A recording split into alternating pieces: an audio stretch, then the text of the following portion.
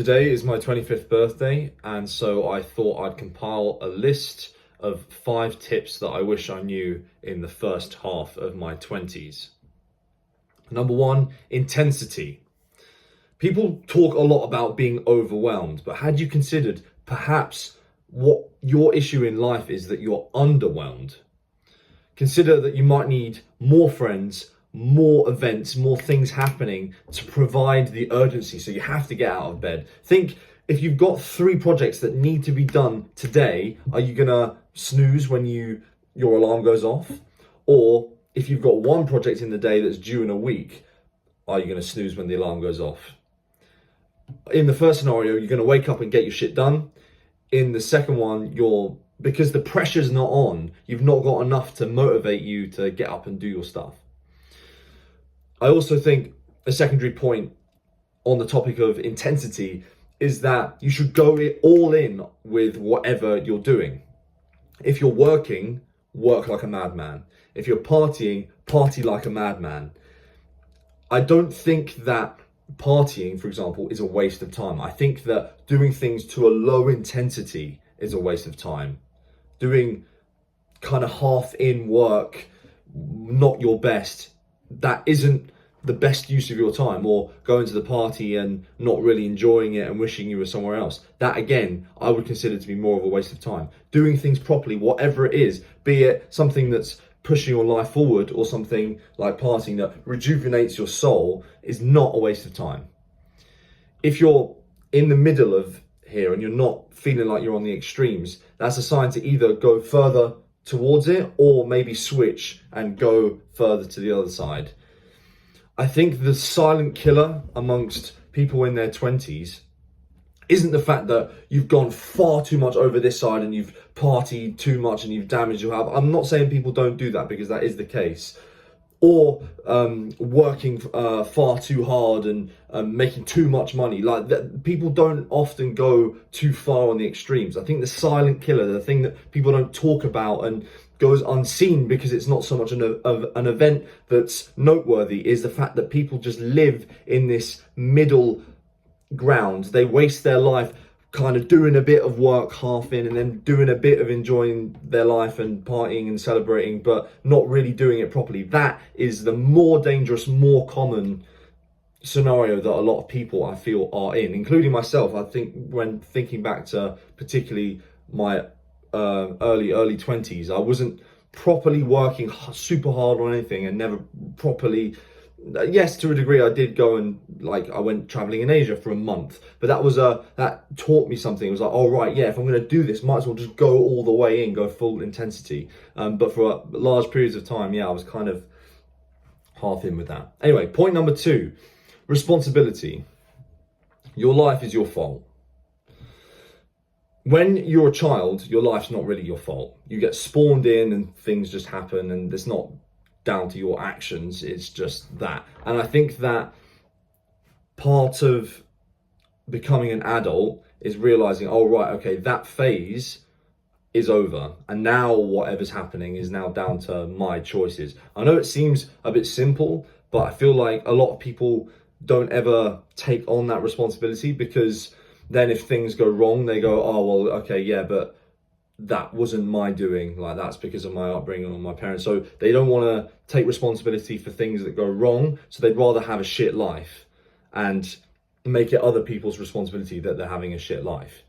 And part of that is, okay, fine, when you take on responsibility, you want to make bad decisions for yourself, and you are going to be responsible for those bad decisions, but you have to be able to do that first in order to then make decisions for yourself that are good for you. Life is not like a movie. When you're a child, it's like a movie. You're just watching it happen. But life as an adult in your 20s is much more like a sculpture. It's clay. It's something you can influence, and it's malleable, and doesn't just mean the events and getting the job you want. I'm talking about even the people around you, even your parents, your siblings. These are all things that you can say, how about this? How about you do it this way? You can have an effect on the world, but you just need to grant yourself the permission to do that. And here's me granting you that permission to be an individual that can have an opinion and change the things around you and make things better. And there's some things you can't change. I mean, some people, I'm not saying everything is malleable around you, like the clay would be, but a lot of things are.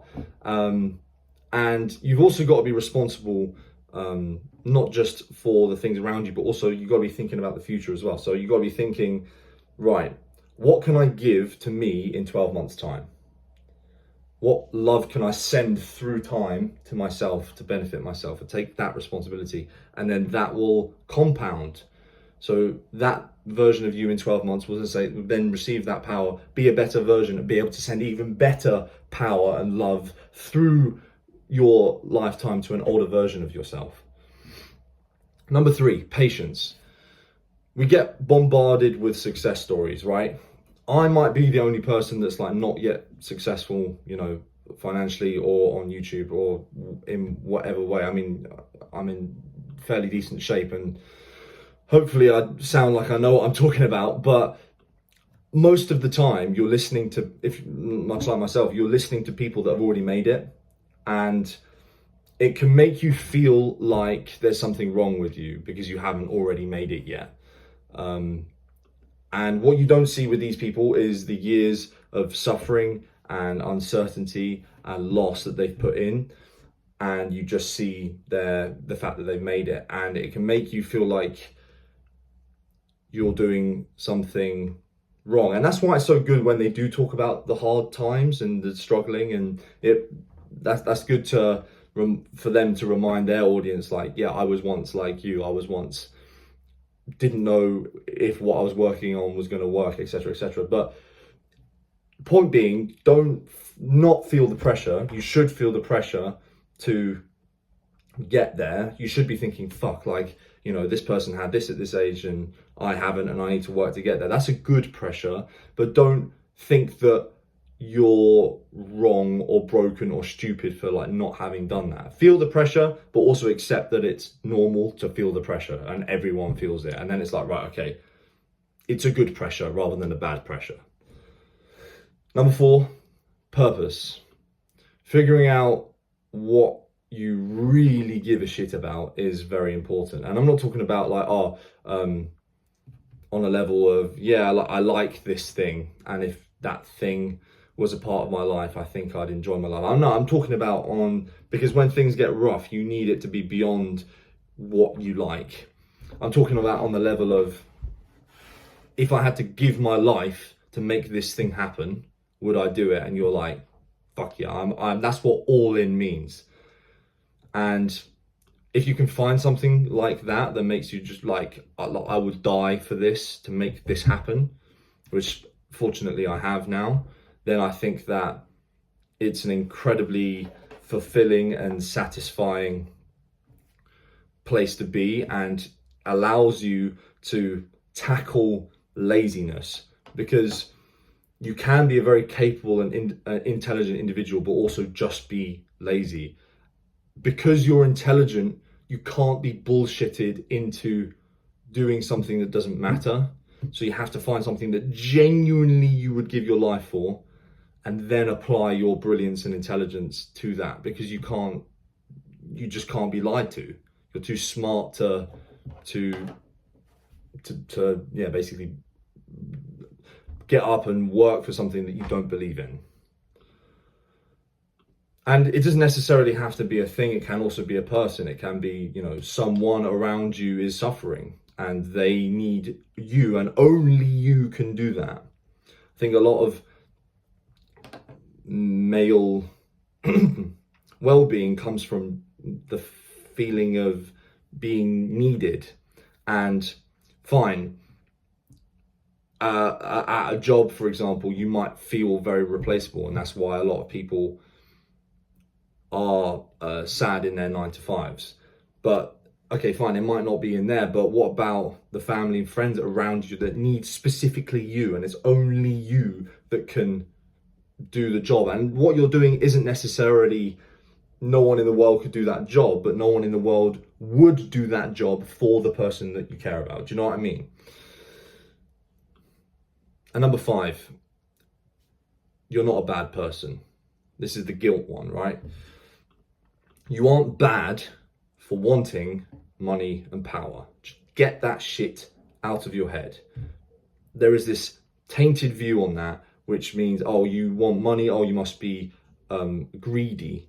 You want power, oh, you must be evil. Get that shit out of your head, right? Think of a superhero. They have power, but they use it for good. And there's a supervillain that also has power and they use it for bad. So power itself, in the real world, we associate power with evil dictators that send armies off to fight senseless wars, right? But there are a lot of people in the world that use their power for good, and you can be one of them. And there's nothing wrong with desiring power to positively affect the world. You aren't bad also for not being satisfied with your life. You're allowed to say, I can do better. This can be better. I'm allowed to simultaneously be grateful for what I have, but also be unsatisfied with it to the point where I need to get up and make a change. You're not a bad person, yet again, for loving yourself or even liking yourself. That doesn't make you a narcissist. Don't let that put you in a box to the point where you don't feel like you can express yourself or be yourself. You have my permission to upload a picture of yourself looking good to Instagram, right? That doesn't make you a narcissist. That's good for you. It's good for your psyche. Too much of it is bad, but doing it at all doesn't make you some out of control, selfish narcissist. It's about giving yourself like what you desire. You're not selfish for working on yourself, and you're not wrong for wanting different things to your friends and family. That also doesn't make you a bad person. It doesn't make them bad. It just means you're different, and that's fine. You're not wrong, you're not evil, you're not a bad person. But anyway, those are my 5 tips I'd say for anyone going through the first half of their 20s. If I'd heard that, I think it would have been an easier ride, and I had to figure out all of these lessons the long way and the hard way. But yeah, hope you enjoyed.